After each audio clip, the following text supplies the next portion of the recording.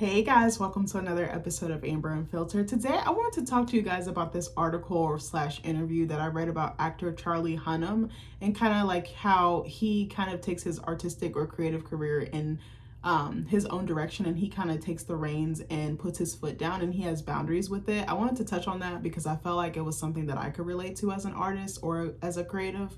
But before I do that, don't forget to like, comment, and subscribe. Also, if you want to cash at me at Amber Unfiltered Show, that'd be greatly appreciated. I just want to say that it's my motherfucking birthday month, so y'all better hype me up in the comments. That's all I'm saying. It's Libra gang, it's Libra season, okay? Period.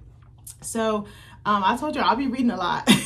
So I went on Google. Google like will populate different articles about, like, it could be like about food, it could be like vacation destinations, it could be like interviews from actors, videos, all type of stuff. So I just was looking at that this morning, and I never read this article, or I never read this website before. It's called El País. I think País, does that mean world in Spanish? I'm about to look.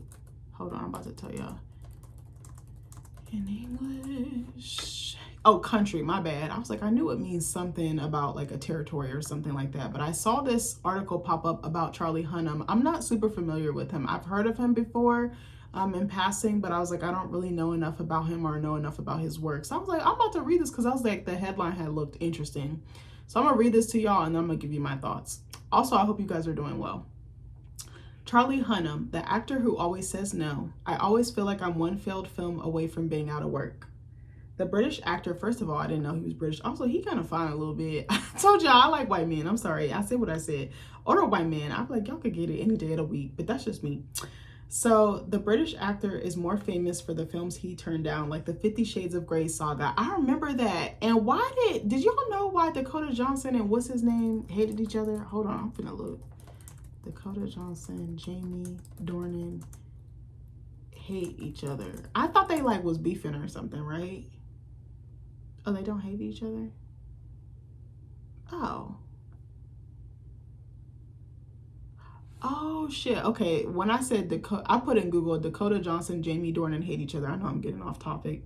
It says, no, Dakota Johnson and Jamie Dornan do not hate each other. I swore they did. I swore they had beef. They had smoke.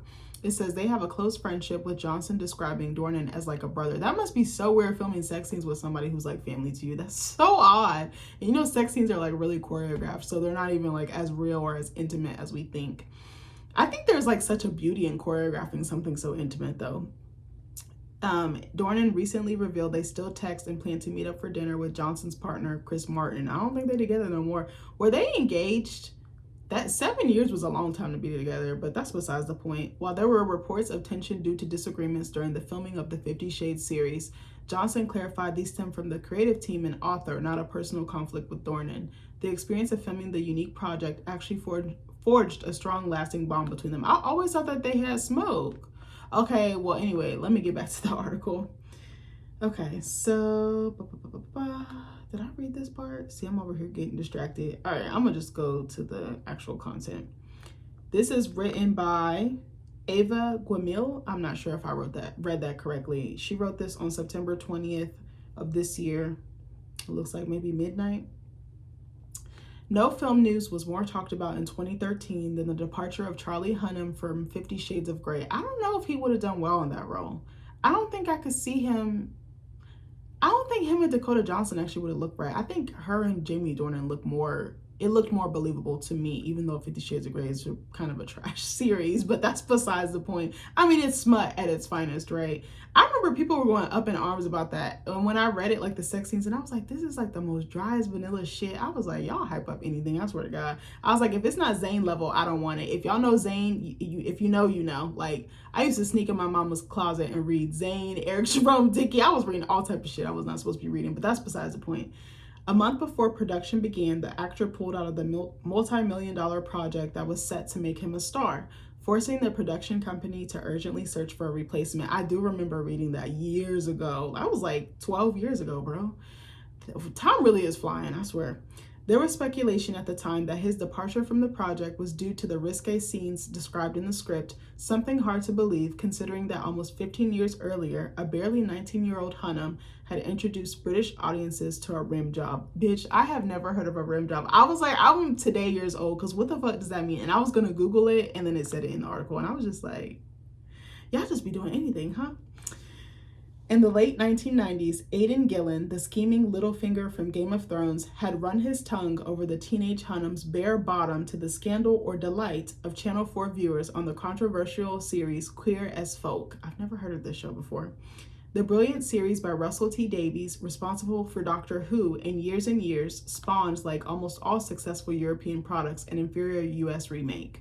Also, I want to point out European or like foreign films, they be lit. I be watching a lot of them and they be kind of lit. I be like, American art, sometimes European art be kind of better, but that's besides the point. We draw a lot of inspiration from them without us even realizing it. Hold on, I feel like I gotta sneeze. Am I gonna sneeze? Hold on. Okay. Hunnam had entered television with a bang and quickly heeded the siren call of Hollywood, rubbing shoulders with Madonna and competing with major stars for lucrative roles.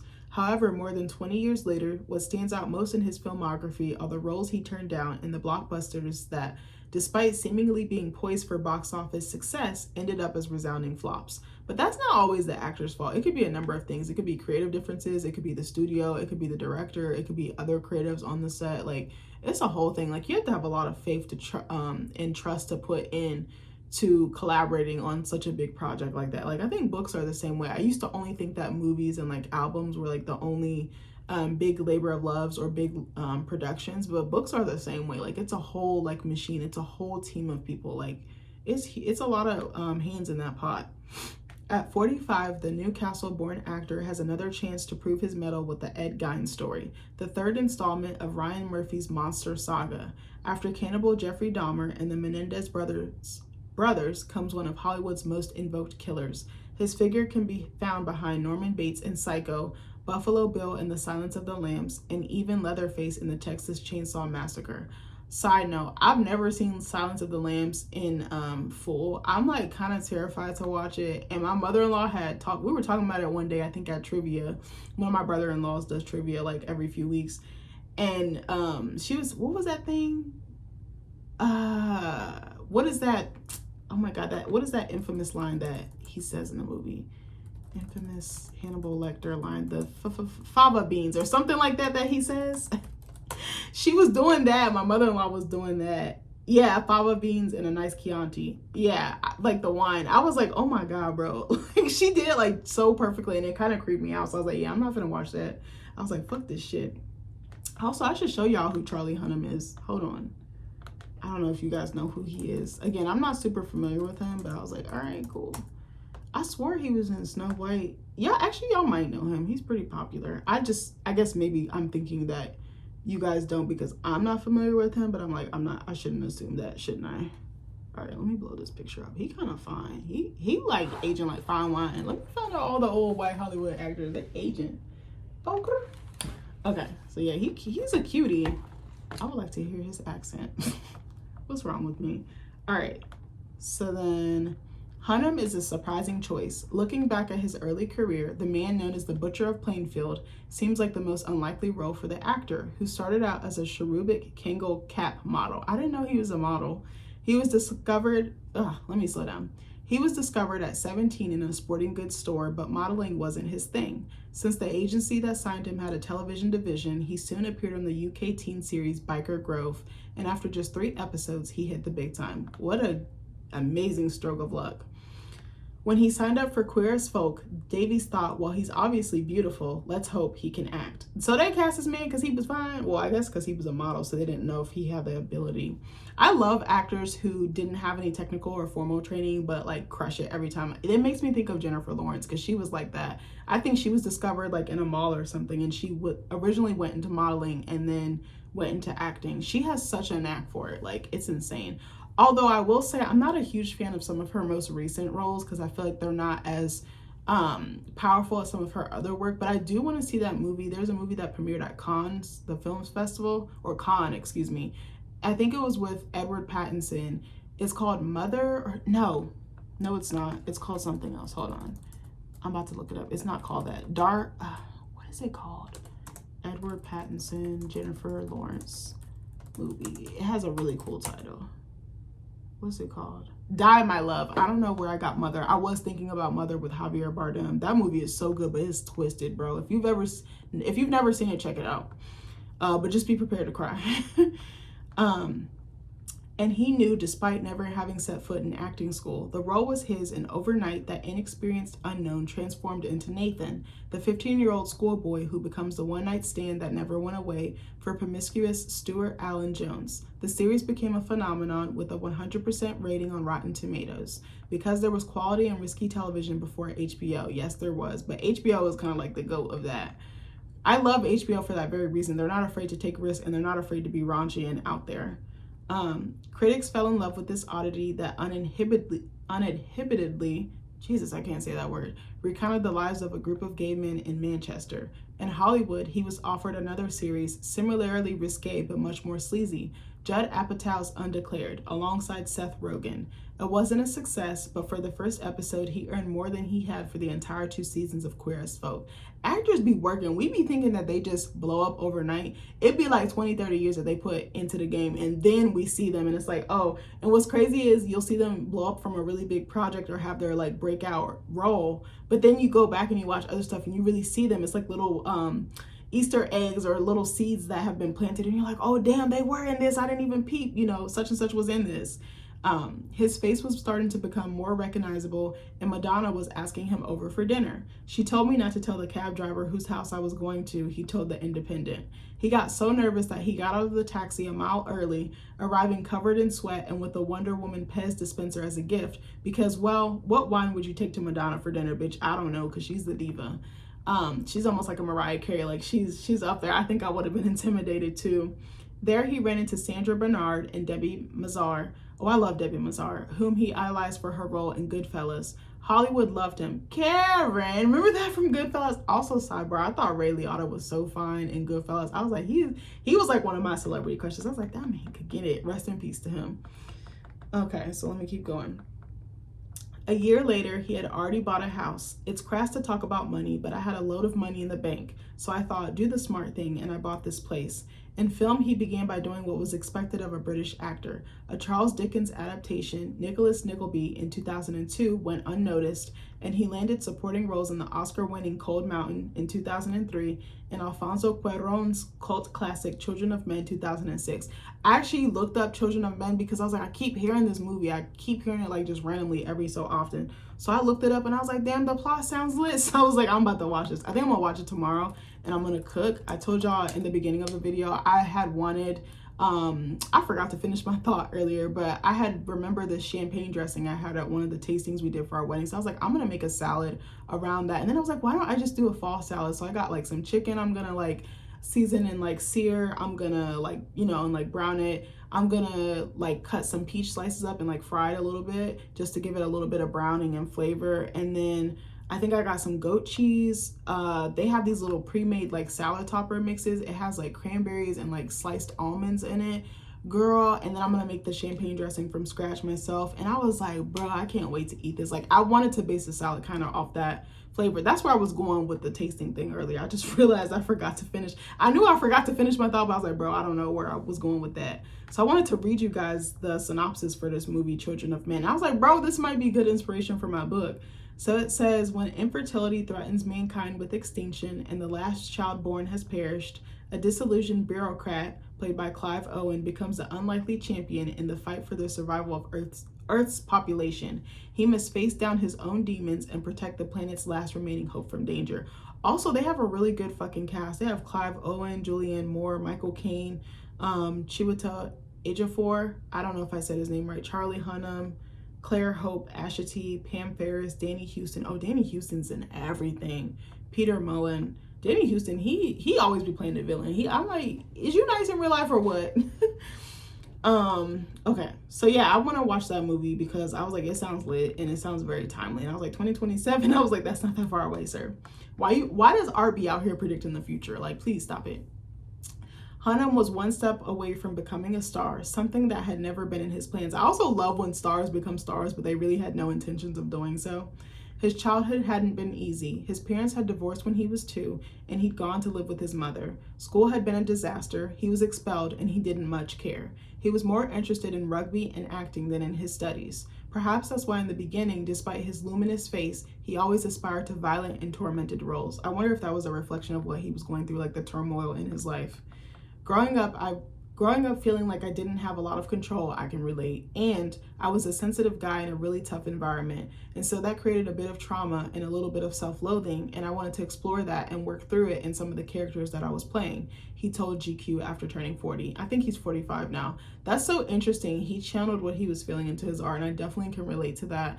Like I said, even with the story in vitro, like people pressuring me to have a child, I was like, I need to put this somewhere. I don't really want to hold this. I don't want to carry this anymore. And so I just turned it into a story. And look where I'm at now. I'm like, I'm over here writing a whole ass book that I had no intention of writing. But I can relate to him through that as well, because sometimes you can't really work it out vocally in just like your everyday life. So it's like really nice to have art as like a soft place to land, but also a tough place to land. Sometimes you need to be violent. Sometimes you need to get it out within reason, of course. But sometimes you need to just like work through your rage or your pain or your sadness or your heaviness. Like art is such a powerful tool. I'll stand by that statement to the day that I die. But thankfully I've worked through that, and those types of characters are just not quite as interesting to me anymore. And that shows his growth to me.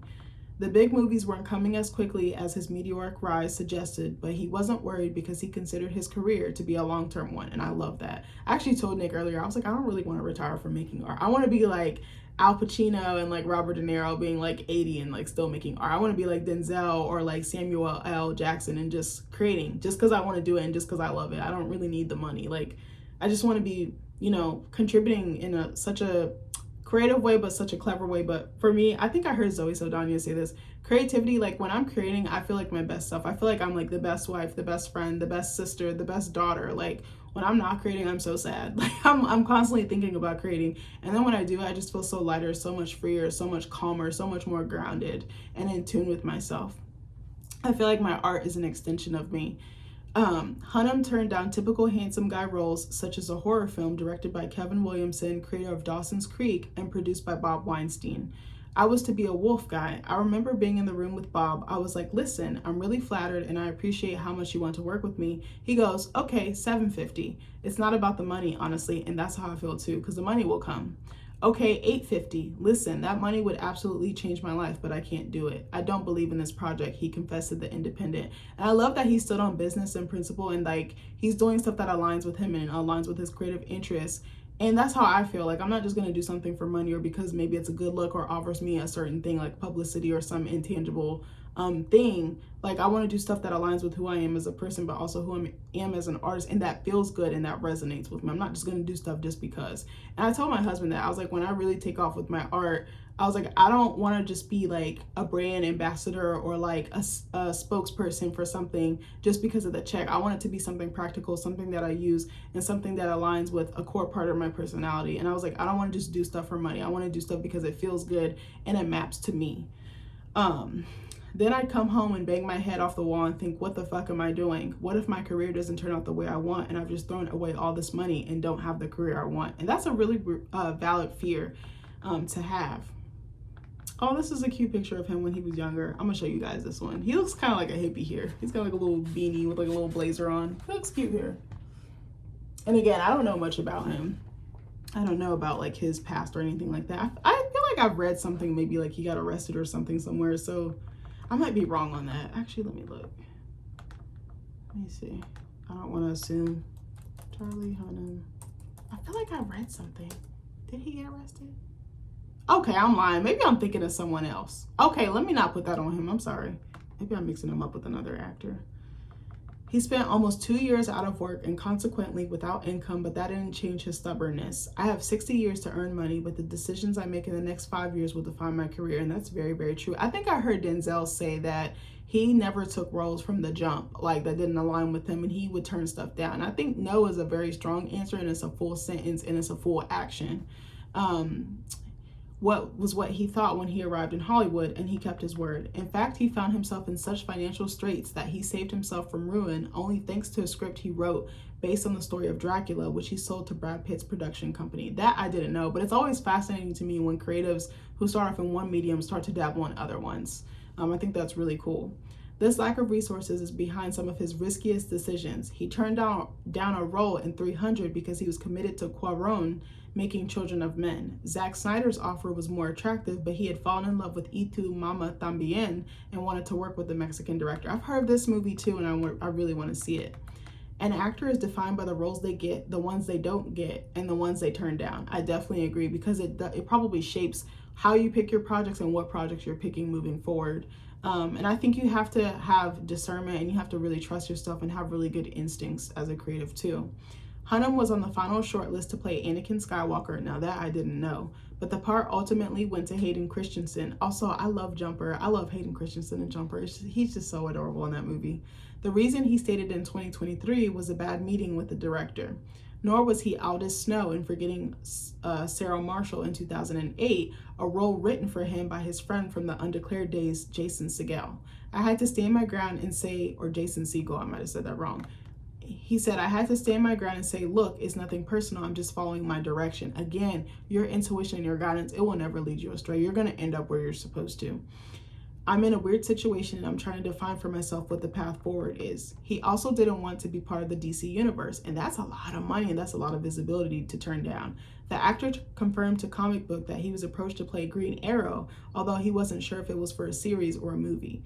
Honestly, I don't remember who, he said. It was some people in suits brought the idea to me and thought it would be terribly exciting for me to play Green Arrow, and I did not share their enthusiasm. I don't know who Green Arrow is, so I don't want to offend anyone. I wish more people move like this. He said, I looked at one picture and I was like, I'm not sure green's my color, and I'm pretty sure spandex isn't my material. I love that. Oh, that's a cute picture of him there too. And of course, 50 Shades of Grey is always there. Turning it down was the worst professional experience of my life, he confessed years later to Movie Phone. Author E.L. James herself had announced he had been chosen, and the uproar was such that he had to hire a bodyguard. And that also shows like the downsides of fame and like visibility and like fans and like fans of like huge franchises such as a 50 Shades of Grey. It's definitely a fine line, I feel like, between safety and non-safety. He seemed delighted with the role he claimed to have been preparing for his entire life, and suddenly everything blew up in the air. I was going to finish Sons of Anarchy around 11 p.m. Friday night and had to fly to Vancouver the next morning to shoot 50 Shades of Grey. That's a lot on the body. It really is. Missing the entire first week of rehearsals and having to start shooting on Monday morning. And then the following Monday, I was starting Crimson Peak in Toronto. Honestly, I had a bit of a nervous breakdown, and that's real. That's really that's a terrifying position to be in.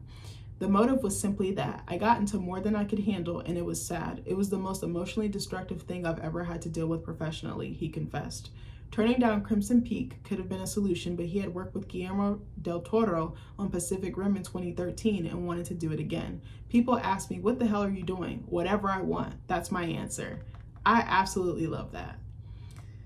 Okay, there's a little bit more. I'm sorry. Hold on. I need a sip of water. The Jax Teller he couldn't shake off in 48 hours is, at least so far, the greatest role of his life. He played him in Sons of Anarchy for 6 years. I've never seen that show. I've seen like little bits and pieces, but not an episode start to finish. I think I'm actually going to go back and watch that because I was like, I need some new stuff to watch. I feel like I'm watching old stuff, like I'm reverting back to old art because I'm like, nothing is really doing it for me right now. I will say I actually did start, I'm lying. What's that show called on Netflix? Oh my God, Wayward with Toni Collette. That show is fucking good. I just started episode 1, or I finished episode 1 earlier, and I was like, this show kind of crazy a little bit. I was like, I like this. It's nuts. If you haven't had a chance to watch it, give it a watch. Teller was the vice president, later president, of a California biker gang, a tough guy with many layers. To recreate him, Hunnam based the role on his father, his great inspiration, even though they didn't live together. He's a real serious guy from Newcastle, he told The Independent. He was a scrap metal merchant, and before that, he was involved in security for clubs at the high end. He's not particularly big, but before I was born, he was much, much bigger, big as a house. You know what that scrap metal world is like? There's some hard boys. He struggled to accept the series coming to an end, even though he knows it did so at just the right time. I put all my effort into it, he said. I put everything I had into that show. I lived it as much as I could. I never got in a car the whole 7 years. That's commitment. I was only on my bike and rolling around with a bunch of real bikers and occasionally acting like a maniac. Ending it was a real celebration. We ended at just the right time. The tendency when something makes a lot of money is to keep doing it, even after it's reached its natural end. And I was really glad that everyone had the discipline and integrity not to do that with Sons of Anarchy. I feel like Succession did the same thing. Like they ended on such a good note and they didn't abuse it and they didn't keep making seasons just because there was a huge fan base and a huge following and it was profitable. Like, they really ended the story on such a high note and such a beautiful note. Even though it wasn't the decision or ending I would have liked to see for the Roy family, it made sense. Television has given him the success that has eluded him in film. There were titles that seemed like surefire hits, yet neither Pacific Rim nor Crimson Peak connected. I didn't really like Pacific Rim. It wasn't for me, and I love that type of like sci-fi fantasy, but it just wasn't giving for some reason. I think it was like a slow burn. But you don't watch that movie really for the acting. You're watching it for the action, I feel like, because the action moves the story. Nor did James Gray's ambitious The Lost City of Z in 2016, but the most surprising disappointment was Guy Ritchie's King Arthur Legend of the Sword 2017. That's the thing about art. You don't know how people are going to respond to it. But also that's something I love about it. A production that seemed to have everything going for it. Hunnam, however, is not discouraged because he believes he works with good directors and tells interesting stories, which again, that tells me he's sticking to his beliefs, he's sticking to his gut, and he really tries to follow it and lead with that, and I love that. But I always feel like I'm one failed film away from being out of work. Television, though, has provided a safe haven. In 2023, he made up for having said no to 300 by participating in Zack Snyder's Rebel Moon, and now the fruitful Ryan Murphy has opened the doors to his universe. Maybe now his time has come, and if not, he'll remain true to himself, which is always to do whatever he wants. And I think the reason why I wanted to touch on that was because I related to it so much. Hold on, I'm going to close my laptop here. But I related to that because I never have been the type, I feel like I've tried to fit in and do traditional things, but that's not really me. And then when I just kind of lead with my gut and just like try to do things in kindness and compassion and empathy and like with hard work and dedication, I feel like I find myself in the space that I'm supposed to be in or getting the opportunity that I'm supposed to. And I love, it kind of reminds me of Lana Del Rey a little bit because she tried to go the traditional route, but then she started just doing whatever the fuck she wanted to do. She saw her vision, she made it come true. She put her money into it, she put her soul into it. She really went for it, and they're not really driven by money or like material things. They're driven by the creativity. They're driven by the connection that they can give to the audience. They're driven by their vision. And I think having such a strong vision and sticking to it and like advocating for it is such a key thing. And I think that's what I'm seeing in him here. And it made me feel like I could relate to him, even though I really don't know much about him or his career or its trajectory for that matter. But I was like, that's kind of cool because he could be, oh, I'm just going to do this because I know it'll get money, it'll get me a quick buck or whatever the case may be, or it'll get some more eyes on me. But I think sometimes it's bad to lead with that because sometimes it tends to backfire, and it's like you have to go with what feels good to you and what feels true to you and what feels authentic to you. And I think that's really what stood out in this article is like he's had so many mishaps, but he keeps getting back up and he keeps saying, okay, this works for me or this doesn't work for me. Like you have to do things that serve you, but also things that aren't harming other people, but also helping you and making you grow. And I like how he started off. He was like, I was doing violent, tormented roles, but then I kind of went for the more complex ones that really spoke to my spirit. And I think I really, really love that as well. But yeah, I don't know. I just wanted to touch on that. And I feel like I'm that type of artist. Like I don't just do stuff just for the sake of doing stuff. Like actually someone at work the other day, she was like, are you going to do another reading here? And I was like, well, when I have something, yeah, but sometimes I'm like, oh, maybe I need to be creating more. Maybe I need to do this, but I'm like, I'm not going to rush myself. When it's supposed to come, it will come. And when I need to do a reading or a public event or some type of performance, there will be an opportunity and a space for that. But right now, no, I'm good. Like I'm on my off season. Like I'm just locking in and trying to flesh out this novel because that's the biggest thing that I need to work on. And it's like my baby. Like I really, really care about it. And I want to take my time with it. I want it to be a slow burn and really cook, you know, like I want it to be maybe not perfect, but I want it to be right. I want it to feel good and I want it to feel like me and I want it to be an extension of me. But anyways, I don't know. I just was like, he seems like a really cool guy. He seems really humble. He seems grounded. I could be totally wrong. I'm not sure. I didn't really watch any interviews or read anything else. This article just really caught my eye and like his authenticity really stood out to me, but also his boundaries really stood out to me. And I think those are really important values and behaviors to like exhibit in your everyday life, but even if you're an artist, to exhibit it in that space as well. But yeah, I don't think I have too much more to add to that. I love you guys and I'll see you in the next video. Bye.